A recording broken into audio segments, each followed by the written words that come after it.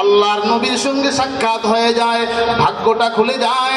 নবীজি আব্দুল্লাহ যুলবিজাদাইনকে কালিমার দাওয়াত দিলেন।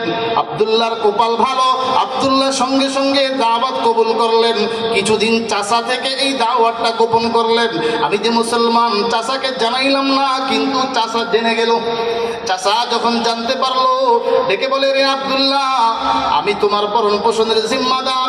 আমার ঘরে খাও, আমার ঘরে থাকো, ইসলাম কবুল করবা, মুহাম্মদের ধর্ম কবুল করবা। আমাকে একটু পরামর্শ, আমার সঙ্গে পরামর্শের প্রয়োজন মনে করলা না? এখনো সময় আছে, ইসলাম ধর্ম ছেড়ে দাও, বাপদাদার ধর্মের দিকে ফিরে আসো। আল্লাহু আকবার, আল্লাহু আকবার।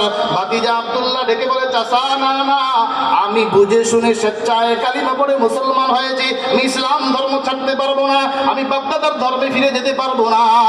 এবার চাচা আব্দুল্লাহকে মারধর শুরু করে আর হুঙ্কার দেয়, যদি তুমি আমার ধর্মে ফিরে না আসো, তোমাকে আমার ঘর থেকে বের করে দিব, তোমাকে আমার সম্পদ থেকে ত্যায্য করে দিব।